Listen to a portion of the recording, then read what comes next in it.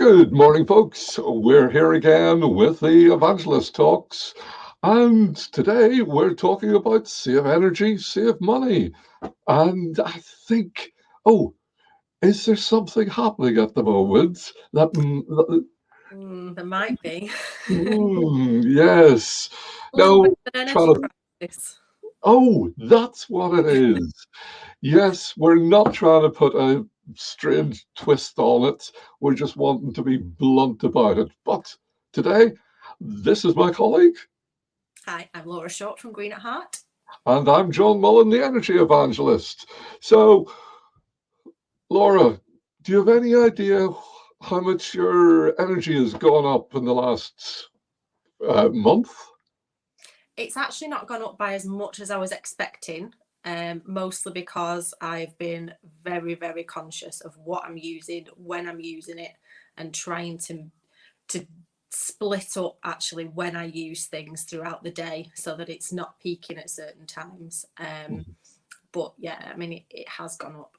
Yes. Else's has, but not by as much as I was expecting. So I'm in a very fortunate position with that. But I know a lot of people have gone up by a ridiculous amount.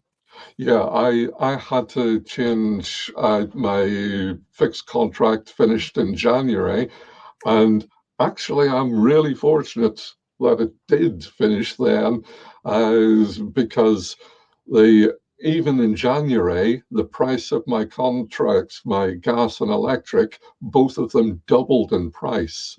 So last year I was spending, say, 120 quid per month on gas. Yeah. And now that's 240, 260. And it's the same with electric as well. So things are, but I was speaking with a colleague yesterday, and the prices have doubled since January because of what's happening in Russia and Ukraine. So we're here just talking about common sense at the moment and trying to give you guys any ideas of how to reduce your energy usage. Yeah. The two of us were actually on site with a client last week, no, nearly 2 weeks ago now, Yeah. a holiday company, and we were going around their sites, and what we found time and time and time again, the timers were all over the place. Yeah. And whenever I came home, Inconsistency with any of them across the site. yeah, the time was wrong. So it might have been 2 o'clock in the afternoon, but the time clock was actually operating at 4 o'clock in the morning. Stupid things like that. So it was all over the place. But whenever I came home and I was writing down my notes, I realized actually I've just received a new electricity bill. Let's go through that. Let's check things out. And I went and looked at the timer on my own heating system and found that in the morning, most of the people, apart from me as I work from home, were out of the house by 8:15. Yet the heating was still on to 9:30. I reduced that by an hour, and over a week's worth of heating, I managed to reduce all of my heating on the timer by roughly 20%. That's great. It's small change, big difference. exactly. I haven't even noticed the change.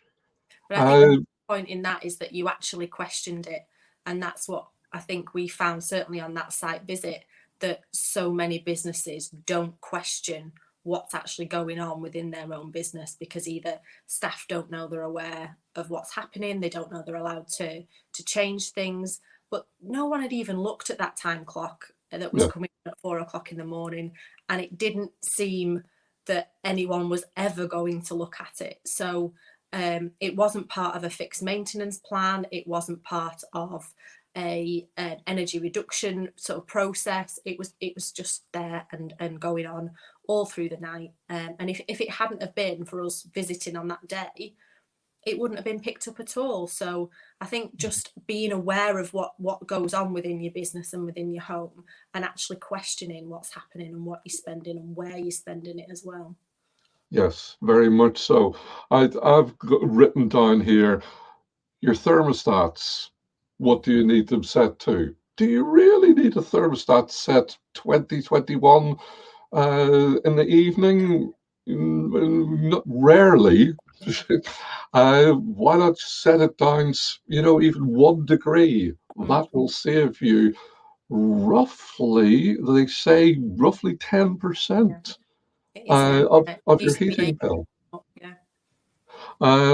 And the same with the thermostatic valves and your radiators.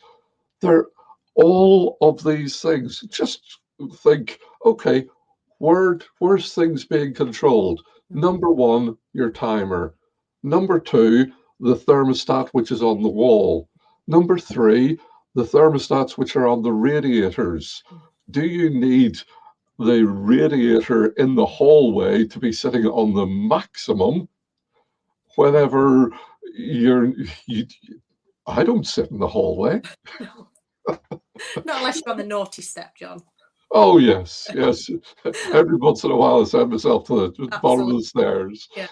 But yeah, that's exactly that. I mean, people just don't have this common sense about the rooms and the areas in the house that do need to be warmer than others. It's just a case of, oh, we're cold, let's crank everything up to the highest it'll go, and then forget about it for another 6 months, Yes. until you realise actually you're far too hot, and then everything goes right down again. And there doesn't seem to be this kind of intuitive judgment as to where needs to be warmer in your house, and actually, resetting those thermostats accordingly. Yes, definitely. Another thing is whenever running hot water.